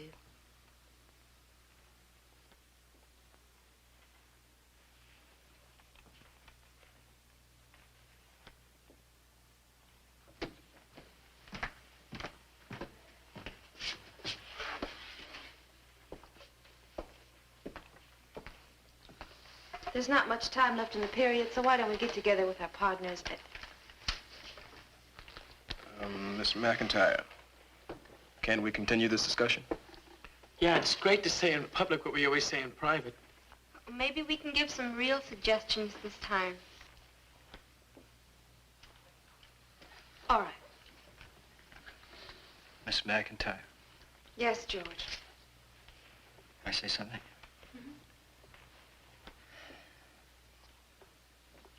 Gussie? Tamara? Whatever you want to be called. I just wanted to say that,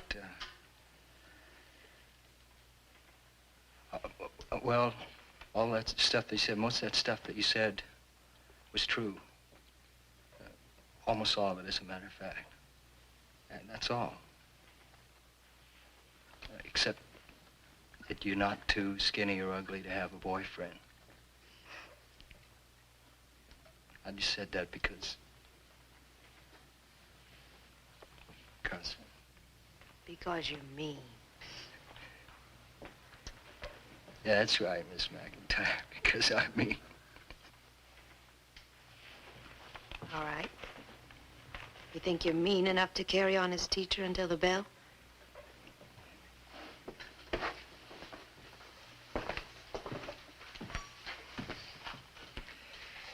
Okay. What about some good qualities? She should greet us with a smile. Yes, you should have patience. Right. She should truly believe what she's teaching. Yeah, and trust the students. And be a friend. Do you know that attendance in the opportunity room has been cut in half since Miss Banducci came back to take over? Really? How come? Well, a lot of kids were purposely getting booted out of their classes just so they could be with you. You were making the opportunity room their favorite subject. Well, it was getting to be mine, too. Well, don't worry about it, because believe me, your good work has not gone unnoticed. We have plans for you. Oh? Oh, yeah. Did you know that we were going to create a greater opportunity room? A greater opportunity room?